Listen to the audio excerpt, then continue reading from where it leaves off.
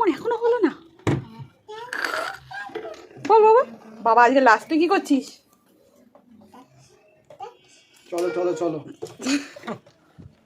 জবরদস্তি ফটো তোলা, জবরদস্তি ফটো তোলা। ঠিক আছে ঠিক আছে, চলো। সোজা রথে বেরোতে না পারায় আমরা সবাই মিলে রেডি হয়ে উল্টো রথের উদ্দেশ্যে বেরিয়ে পড়লাম। এবার তোমরা দেখতে থাকো আমরা কি কি কোথায় কোথায় কি করলাম। বাবা মা চললাম যাত্রা।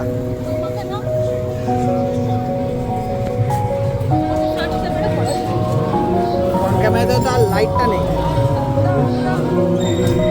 ঋষিকার শরীর খারাপের জন্য আমরা সোজা রথের দিন বেরোতে পারিনি, বাট উল্টো রথে সেটা পুষিয়ে নিয়েছি। দেখো মাথায় একটা ক্লিপ হারিয়ে গেছে।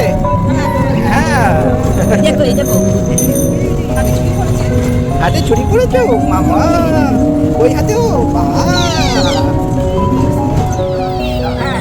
আমি আমার বাড়ির মাসের থেকে শুনে আমার ঘরটা প্রশ্ন করেছিলাম নাগের বাজারে কি রথের মেলা হয়, বলেছি কি হ্যাঁ হয়, ওখানে কোনো মানুষ যায় না।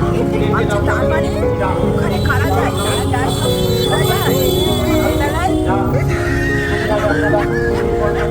পরিবারের সদস্যরা ঠাকুরের প্রসাদ হিসেবে যেগুলো পায় খুব খেতে ভালোবাসে, খিচুড়ি হোক আর পায়েস।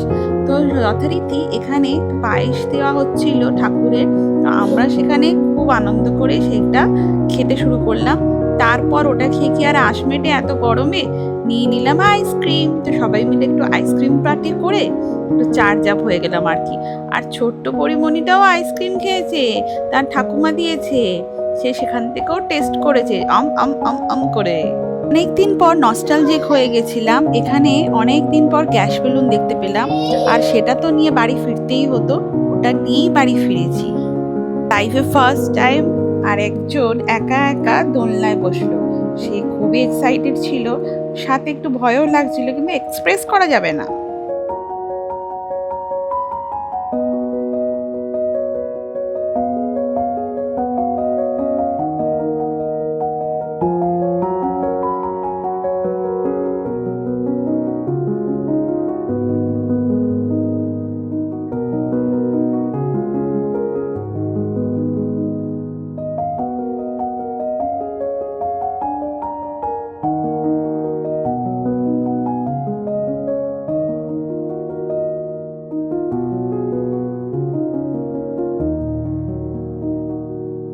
তারপর একটু ভাজাভুজি খাওয়ার উদ্দেশ্যে গেছিলাম ফিশ ফ্রাই খেতে, কিন্তু ফিশ ফ্রাই তো ছিল না, সেটা ছিল কাঠ ফ্রাই।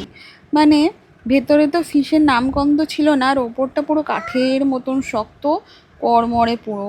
দেখতেই পাচ্ছ চারদিকটা পুরো পোড়া, খাওয়াটাই পুরো জলে গেল। যে উদ্দেশ্য আর ইচ্ছা নিয়ে গেছিলাম টোটালি সেটা আত্মহত্যা করলো ওখানে। আর কি করা যাবে, টাকা তো দিয়েছি, ফেলে তো দেওয়া যাবে না, খেয়েই নিলাম অগত্যা।